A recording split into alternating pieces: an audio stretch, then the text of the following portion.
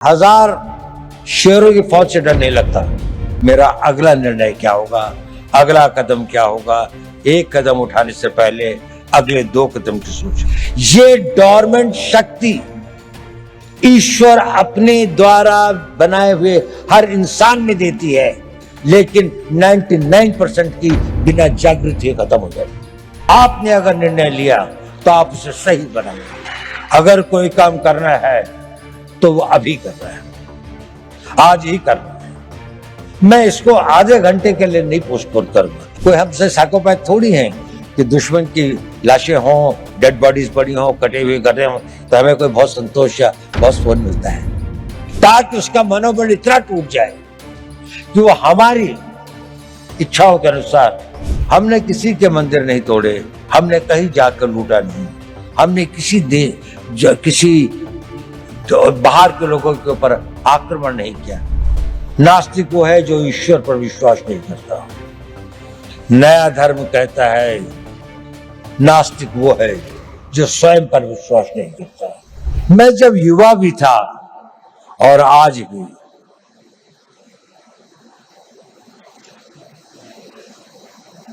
एक चीज का मैंने देखा, वो हमेशा आपके साथ चलती है, आपको पता हो या ना हो, आप कॉन्शियस हो या ना हो।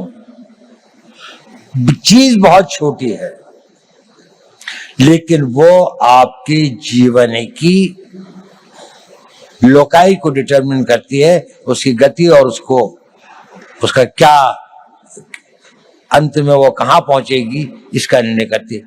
वो होती है आपके निर्णय लेने की क्षमता। आप सभी निर्णय लेते हैं। युवा को अपने रोजमर्रा की जिंदगी में छोटे निर्णय और बड़े निर्णय करने पड़ते हैं, और जैसे जैसे आप बढ़ते जाएंगे, छोटी सी बात से और बड़े बड़े निर्णय आप लोगों को ही लेने पड़ेंगे। मैं छोटी सी बात कहना चाहता हूं, आप जब निर्णय लें तो आज के लिए नहीं, अपने आने वाले उस भविष्य के लिए निर्णय लें। दूरदर्शी भाव से निर्णय लें। आज का निर्णय तो लगता है कि ठंड बहुत है, रजाई में बैठे रहें, लेकिन अगर आपको कंट्री को रिप्रेजेंट करना है तो आपको लगता है नहीं, मुझे 4 बजे दौड़ने के लिए जाना ही चाहिए, मुझे अपनी फिजिकल फिटनेस रखनी चाहिए। अभी 1 जनवरी को कई लोगों ने बहुत सारे निर्णय लिए होंगे। कल से पक्का सोशल मीडिया नहीं देखूंगा, टाइम खराब नहीं करूंगा, जिम में रोज जाऊंगा, खूब दिल लगा के पढ़ाई करूंगा। कुछ करते हैं, कुछ नहीं करते। सही निर्णय लेना बहुत जरूरी है, बहुत आवश्यक है। अपने निर्णयों को दूरअंदेशी से करें। हर निर्णय को लेने के साथ ये सोचें कि इस निर्णय के बाद मेरा अगला निर्णय क्या होगा, अगला कदम क्या होगा। एक कदम उठाने से पहले अगले 2 कदम की सोचें। जीवन के अंदर में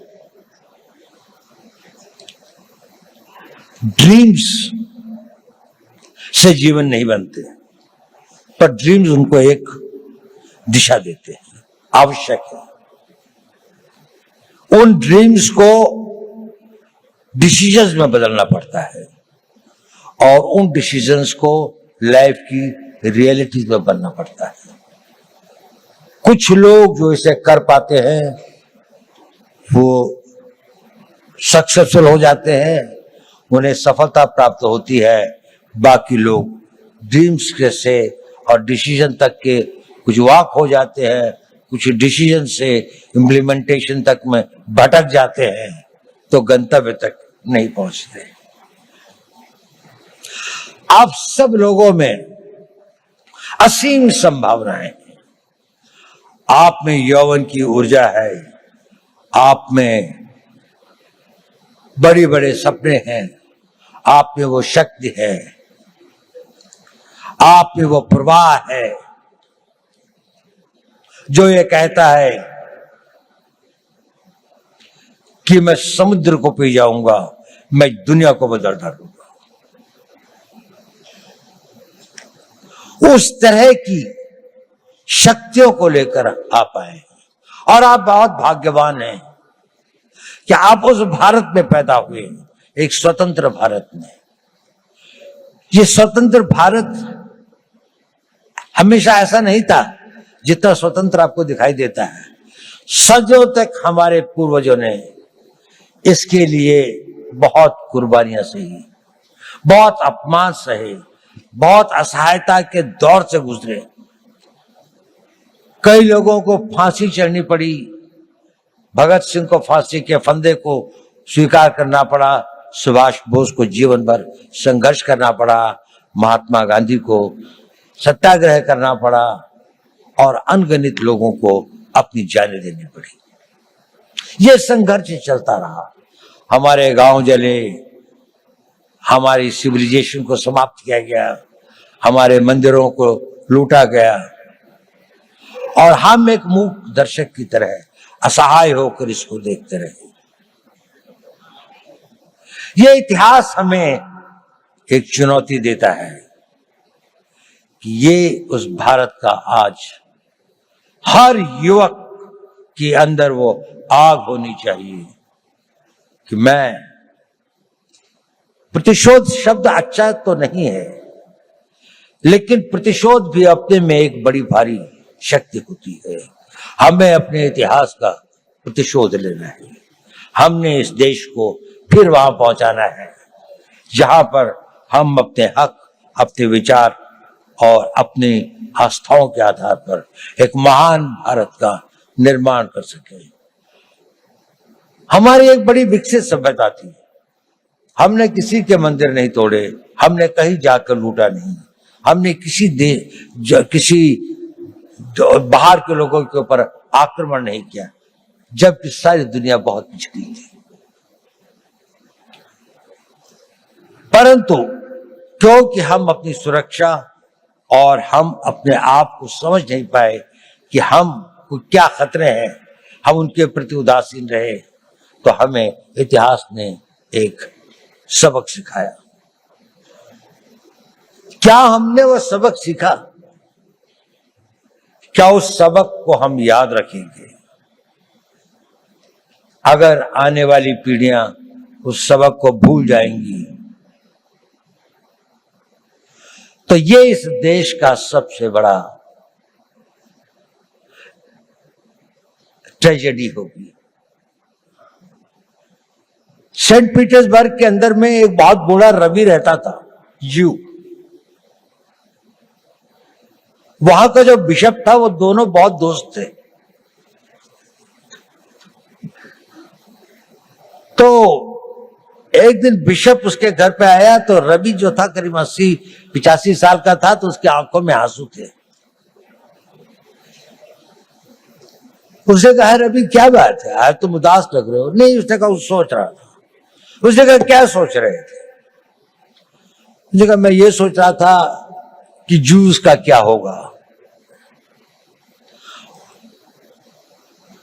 उसने कहा देखो, पिछले 2000 सालों से तुम संघर्ष कर रहे हो, 2000 सालों से यात्राएं सह रहे हो, 2000 सालों से तुम्हारे ऊपर इतनी अधिक वो हुई प्रोग्राम थे दुनिया में, क्या तुम्हें इस बात का रोना आ रहा है? उसने कहा नहीं, मुझे इस बात का रोना नहीं आ रहा। मेरे विचार में यह ख्याल आया कि इन हजारों सालों तक संघर्ष की जिस परंपरा से, जिस आग को जिंदा रखा है, कहीं आने वाली पीढ़ियां इसको भूल तो नहीं जाएंगी, और भूल तो नहीं जाएंगी कि हमें अपने आप को फिर से शक्तिशाली बनाना है, अपनी रक्षा करनी है। ये भाव था, ये बड़ा पावरफुल सेंटिमेंट है, और हमें अपने उस सेंटिमेंट से ही प्रेरित होना चाहिए। कई सारी ऐसी बातें होती हैं हमारे ऊपर, कई सारे इस तरह के आघात होते हैं जिससे हमें लगता है अगर हमारे साथ में अन्याय हुआ है, अगर हमारे साथ दुर्व्यवहार हुआ है, हमारे गांव जलाए गए, हमारी मातृशक्ति का अपमानित किया गया, तो इसका हम भी अपने आप को इतना मजबूत करेंगे, हर रूप से, आर्थिक रूप से, रक्षात्मक रूप से, टेक्नोलॉजी के रूप से, हर क्षेत्र में हमें आगे बढ़ना है। तो मैंने ये बताया कि आवश्यक है कि आप जीवन में सही निर्णय लें और निर्णय लेने की शक्ति बनाएं। मैं उस पर ज्यादा नहीं बोलूंगा क्योंकि आप लोग काफी जागरूक। मैं एक दूसरी बात पर कुछ कहना चाहता हूं। प्रश्न इस बात का ये जरूरी है कि आप सही निर्णय लें, लेकिन सही निर्णय लेने के बाद भी वो निर्णय पर आदमी चल नहीं पाता। It is important that you take right decisions, but it is more important that you make your decisions right. आपने अगर निर्णय लिया तो आप उसे सही बनाएंगे, और डिसीजंस राइट बनाने में ही कठिनाई होती है, वहीं पर संघर्ष करना पड़ता है।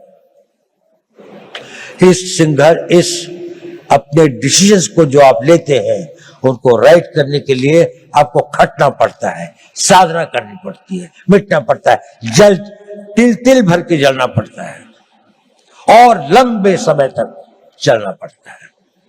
एक दिन में सपने पूरे नहीं होते, एक किसी काम को करने से मंजिल नहीं मिलती। ये छोटे छोटे कई काम होते हैं जो आपको करने हैं। देखिए, मोटिवेशन टेम्पररी होता है, जरूरी है, लेकिन मोटिवेशन कुछ क्षण, कुछ घंटे, कुछ दिन आपके साथ रहता है। आपका डिसिप्लिन इंड्योरिंग होता है, वो आपके साथ रहता है। उस मोटिवेशन को परिवर्तित करना पड़ता है, अपनी लाइफस्टाइल में परिवर्तित करके उसको डिसिप्लिन में लाने में। जब आपके जीवन का वो भाग हो जाता है तो कुछ दिनों में वो आपका आदत हो जाती है और फिर वो परमानेंट हो जाता है। आप सोचते हैं कि मुझे सवेरे 3:30 बजे या 4 बजे उठना चाहिए। पहली बार शायद आप किसी बात से मोटिवेट हुए होंगे कि किसी ने कहा होगा कि आप अगर सवेरे उठते हैं, आप अगर अपना फिजिकल फिटनेस ठीक रखते हैं, आप योगा करते हैं, समय लगता है उसके लिए, आप 9 बजे उठ के नहीं कर सकते। आप अपनी पढ़ाई कर सकते हैं, तो 3 दिन तो आपने किया, चौथे दिन आप भूल गए। लेकिन अगर आप में डिसिप्लिन आ जाता है तो फिर ये हो जाए, और अगर वो आपका नेचर बन जाता है तो फिर जीवन भर आप भी करते रहते। तो अपना मोटिवेशंस को अपने डिसिप्लिन में परिवर्तित करें, ये एक इंपॉर्टेंट टिप है। ये भी बहुत जरूरी है कि जब आप निर्णय लें तो इसमें जो काम करना होता है उसको पोस्टपोन करने की आदत मत डालें। अगर कोई काम करना है तो वो अभी करना है, आज ही करना है। मैं इसको आधे घंटे के लिए नहीं पोस्टपोन करूंगा।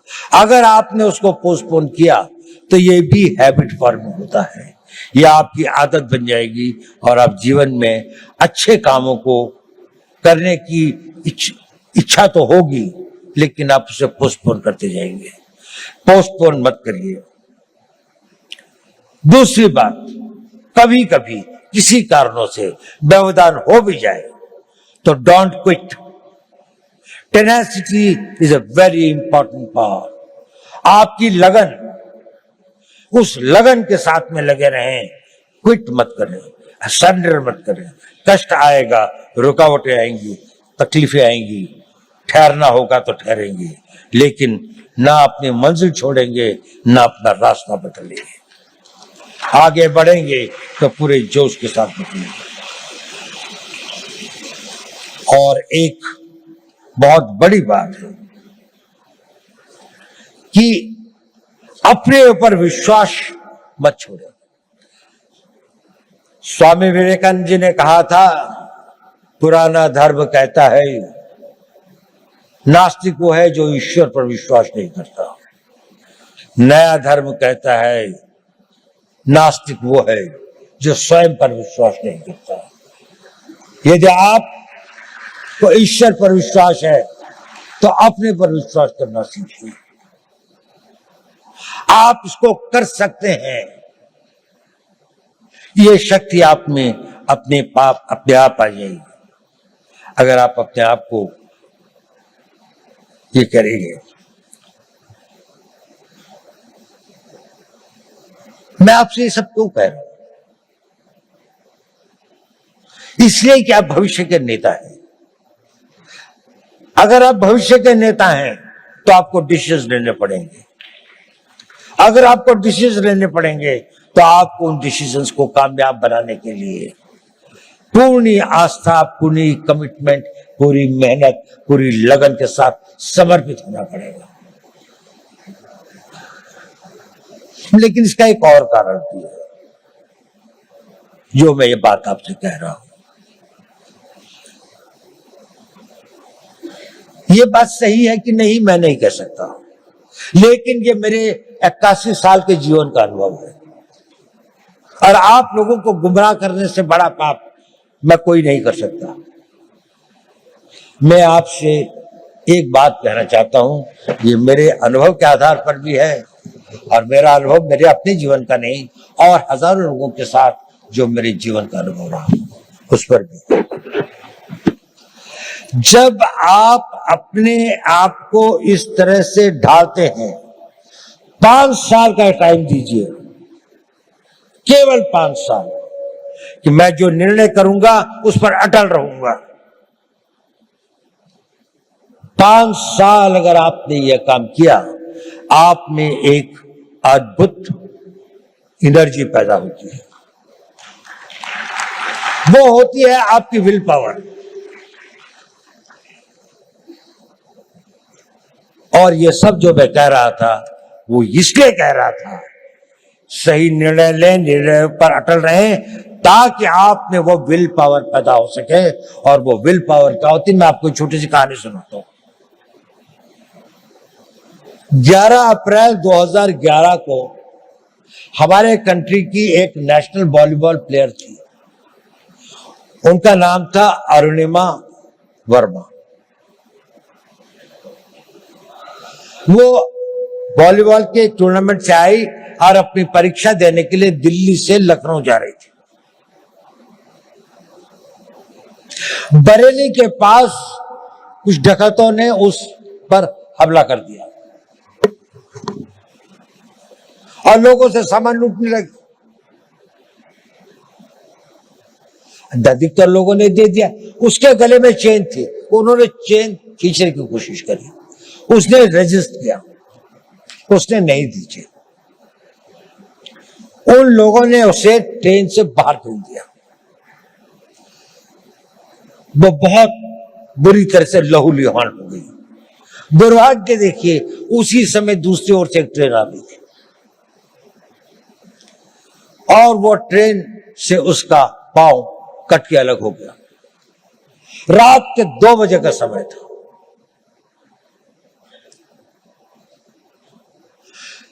उस पटरी के ऊपर कई बड़े बड़े चूहे थे, वो उसके मांस को खाने लगे। वो वेदना में करा रही थी पर कोई नहीं था। उस सुनसाने में, उस वीराने में कोई नहीं था। वो लहूलुहान, उसका बहुत खून बह चुका था।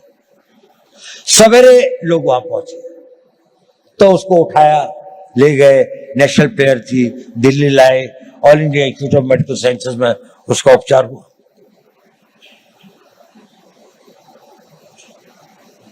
और उसकी पूरी टांग काट दी, एम्प्यूट करनी पड़ी।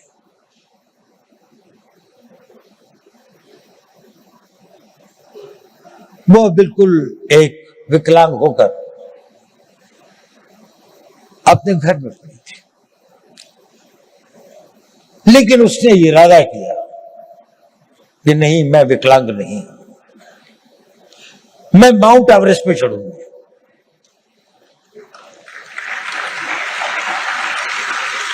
डॉक्टर्स ने कहा कि इस तरह की टांग से तो कोई चढ़ ही नहीं सकता और इसको भी स्टेबलाइज होने में तो कई साल लग जाएंगे। उसने कहा नहीं, मैं तो आज ही से प्रैक्टिस करूंगा। 13 मई 2013 को उसने माउंट एवरेस्ट पर चढ़ी, पहली एक पांव न होने वाली महिला में, एक आर्टिफिशियल उसके साथ में। और वही नहीं, सबसे पहले चढ़ी टॉप पर। जो पूरा गैंग ग्रुप था उसके अंदर में वही बेस कैंप से सबसे पहले आती थी। क्या था उसके अंदर? Physical strength, opportunities, talent. इस सबसे ज्यादा उसके अंदर वो विल पावर थी। और वो विल पावर उसके साथ में एक दिन में नहीं आई। जब उसके जीवन को लोगों ने पढ़ा, समझा, उसने बचपन से ही अपने अंदर एक ऐसी शक्ति पैदा की थी कि जो उसकी स्ट्रॉन्ग विल पावर थी। मैं चाहता हूं कि आप लोग इस 5 साल के शेड्यूल को फॉलो करें। इसके लिए नहीं कि निर्णय सही होंगे, इसके लिए नहीं कि निर्णय को आप वो निर्णय कर पाएंगे तो आपको सफलता मिलेगी, वो तो मिलेगी, लेकिन उस कमिटमेंट, उसके साथ में, रिगर के साथ में, उस डिसिप्लिन के साथ में अगर आप अपना जीवन जिएंगे तो आपके अंदर एक बहुत स्ट्रांग विल पावर पैदा होगी। और वो विल पावर एक इतनी बड़ी शक्ति होती है कि आप जो चाहोगे वो कर सकते हो। आप उसकी इच्छा करोगे, वो इतना बड़ा फोर्स मल्टीप्लायर होता है कि वो आपकी physical energy, mental calibre, mental talent वगैरह एवरीथिंग एल्स, वो सब कुछ जीतती हुई आप देखोगे कि जीवन में ये असंभव चीजें क्यों होती हैं।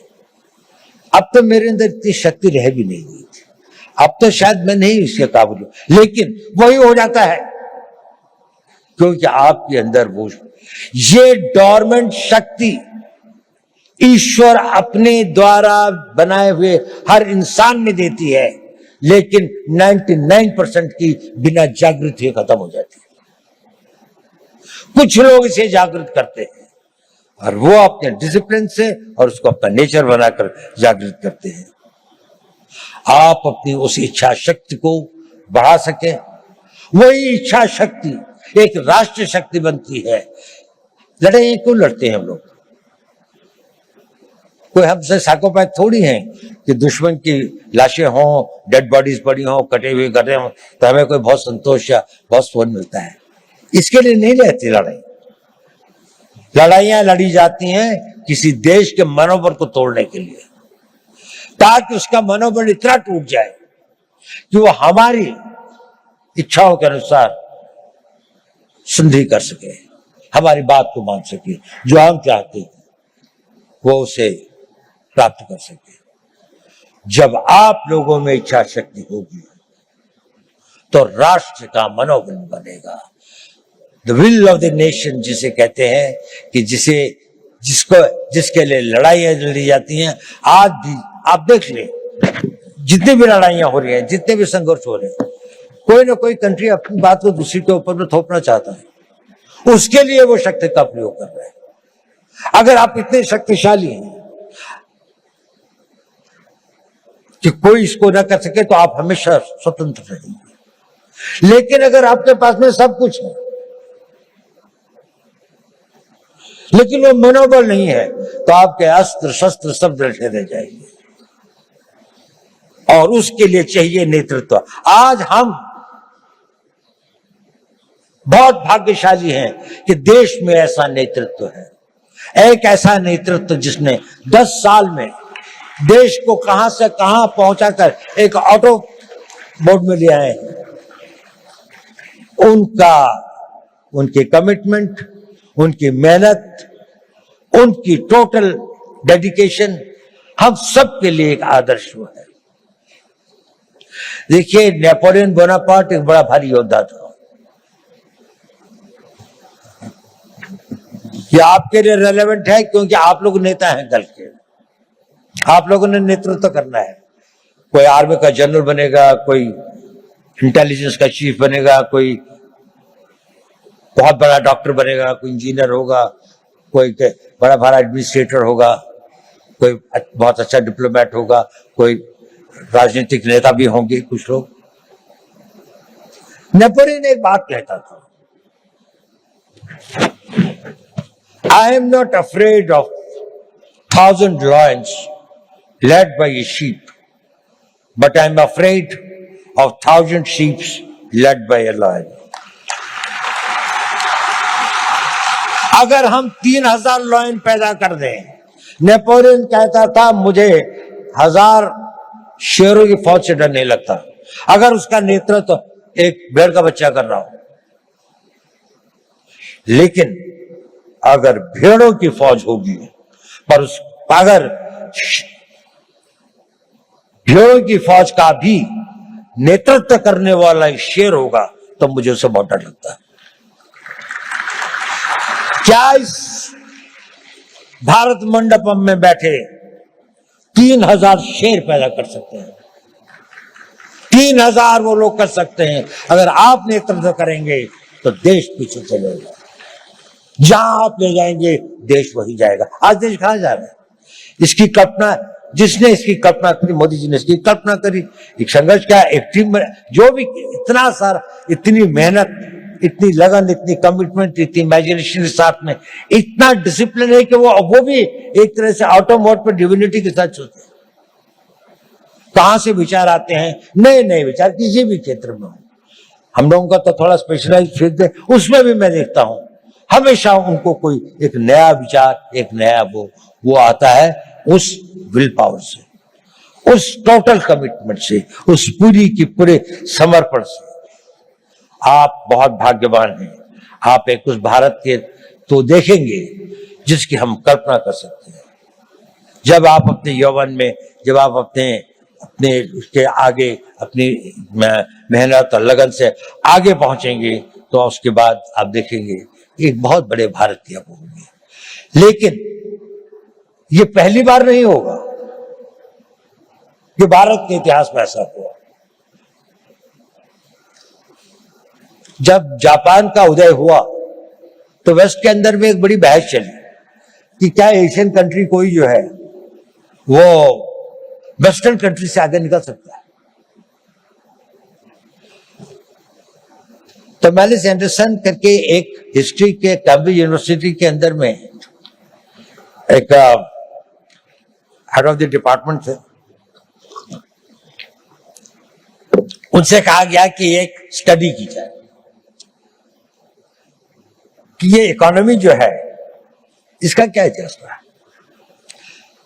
तो मैलिस ने एक किताब लिखी जिसका नाम है